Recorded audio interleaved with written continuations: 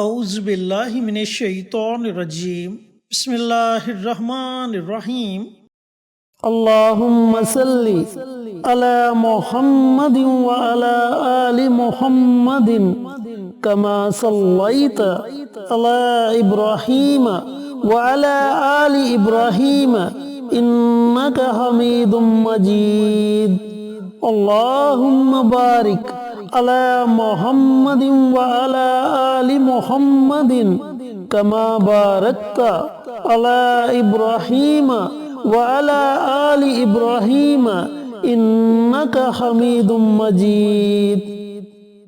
Asif Islamic T V کے پیارے دوستو، السلام علیکم ورحمۃ اللہ وبرکاتہ۔ میرے بہت سے بھائی، میری بہت سی بہنیں جن کا یہ کہنا ہے کہ ہم نے لاکھوں دعائیں مانگی لیکن ہماری دعائیں قبول نہیں ہوتی، تو آج میں آپ کے ساتھ اسم اعظم کا ایک ایسا عمل شیئر کروں گا جس کو پڑھنے کے بعد آپ اللہ رب العزت کی بارگاہ میں جو بھی جائز دعا مانگو گے، انشاءاللہ آپ کی ہر طرح کی دعا اللہ تعالیٰ اپنی بارگاہ میں ضرور قبول و منظور فرمائے گا۔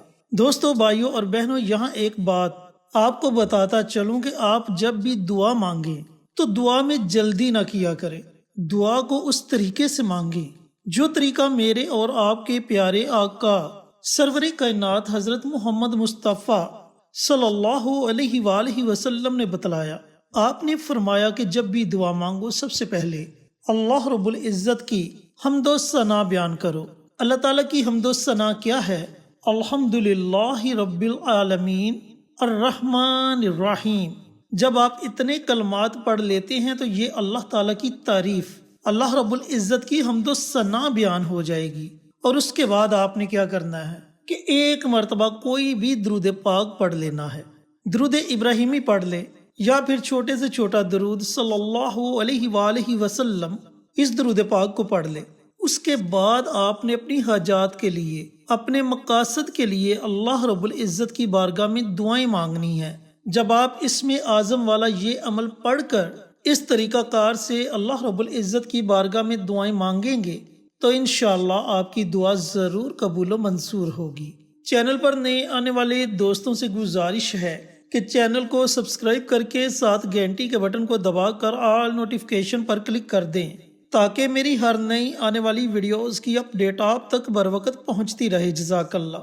تو وہ کون سا عمل ہے جس کو پڑھنے کے بعد آپ اللہ تعالیٰ کی بارگاہ میں جو بھی دعا مانگو گے، اللہ تعالیٰ آپ کی دعا کو اپنی بارگاہ میں ضرور قبول و منظور فرمائے گا؟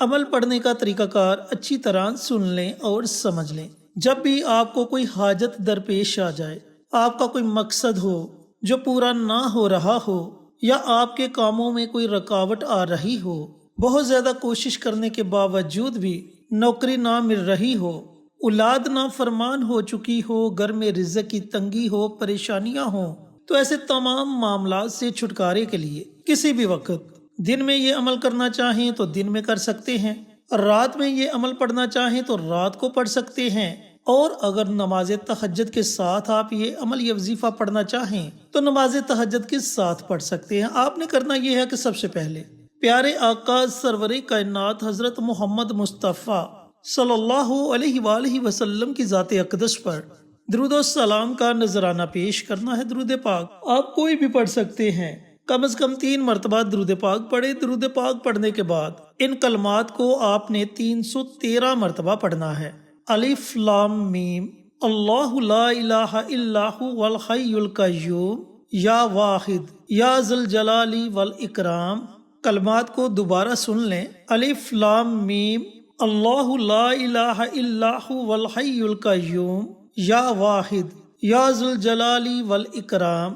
ان کلمات کو آپ نے کم از کم 313 مرتبہ پڑھنا ہے، اور زیادہ سے زیادہ جتنا آپ کا جی چاہے آپ ان کلمات کو پڑھ سکتے ہیں، لیکن کم از کم 313 مرتبہ ان کلمات کو ضرور پڑھیں۔ اب جب آپ 313 مرتبہ یہ کلمات پڑھ لیں تو آخر میں آپ نے پھر 3 مرتبہ سرور کائنات حضرت محمد مصطفیٰ صلی اللہ علیہ وآلہ وسلم کی ذات اقدس پر درود و سلام کا نذرانہ پیش کرنا ہے، اور اس کے بعد آپ نے جو طریقہ آپ کو دعا کا بتلایا اس طریقے سے اللہ رب العزت کی بارگاہ میں دعائیں مانگنی ہیں۔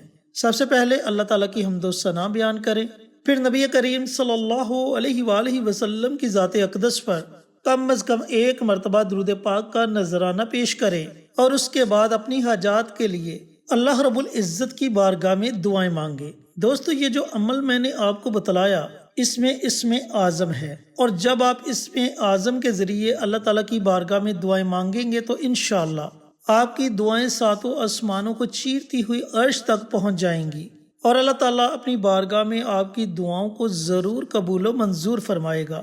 جس بندے نے بھی آج تک اس طریقہ کار سے دعا مانگی اس کی دعا ضرور قبول ہوئی۔ اور جو لوگ کہتے ہیں کہ ہماری دعائیں قبول نہیں ہوتی، ان کو یہ بتلاتا چلوں کہ پیارے آقا سرور کائنات حضرت محمد مصطفیٰ صلی اللہ علیہ وآلہ وسلم کا فرمان عالی شان ہے کہ دعا کبھی بھی رد نہیں ہوتی۔ بس دعا کی قبولیت کے 3 طریقہ کار ہیں۔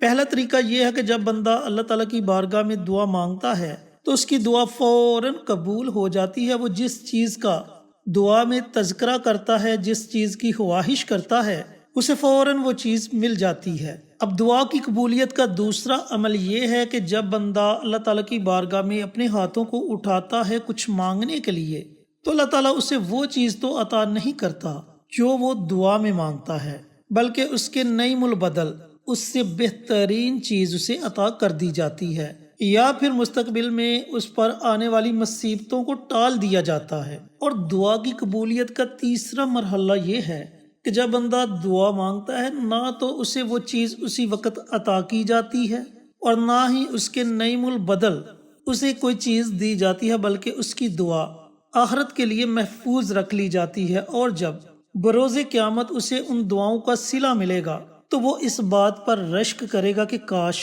دنیا میں میری کوئی بھی دعا قبول نہ ہوئی ہوتی۔ تو دوستو، آپ مایوس نہ ہوا کریں، آپ اللہ تعالیٰ سے مانگا کریں، رو رو کر مانگا کریں، گڑ گڑا کر مانگا کریں۔ وہ بڑا غفور الرحیم ہے، دعاؤں کو سننے والا ہے، قبول کرنے والا ہے۔ وہ ضرور پریشانیوں کو دور کرے گا اور دعاؤں کو اپنی بارگاہ میں ضرور قبول و منظور فرمائے گا۔ تو آپ اس طریقہ کار سے اللہ تعالیٰ کی بارگاہ میں 1 مرتبہ دعا مانگ کے دیکھیں، انشاءاللہ آپ کی دعا اللہ رب العزت کی بارگاہ میں ضرور قبول و منظور ہوگی، اور اس کے ثمرات، اس کے اثرات، اس کی نعمتیں آپ خود دیکھ کر حیران رہ جائیں گے۔ اللہ تعالیٰ سے دعا گو ہوں کہ اللہ رب العزت مجھے بھی، میرے تمام بھائیوں کو، میری تمام بہنوں کو اس طریقے سے دعا مانگنے کی توفیق عطا فرمائے جو طریقہ میرے اور آپ کے پیارے آقا سرور کائنات حضرت محمد مصطفیٰ صلی اللہ علیہ وآلہ وسلم نے بتلایا، اور صدقہ جاریہ سمجھ کر دوسروں کے ساتھ شیئر کرنے کی توفیق عطا فرمائے تاکہ آپ کے ساتھ ساتھ دوسرے لوگوں کا بھی فائدہ ہو سکے۔ پیارے آقا کی پیاری پیاری سنتوں پر عمل کرنے کی توفیق عطا فرمائے، 5 وقت کا نمازی بنائے، صراط مستقیم پر چلنے کی توفیق عطا فرمائے، آمین۔ انشاءاللہ پھر کسی نئی ویڈیو کے ساتھ اچھے وظائف کے ساتھ آپ کی خدمت میں حاضر ہوں گے۔ تب تک کے لیے اجازت دیں۔ السلام علیکم ورحمۃ اللہ وبرکاتہ۔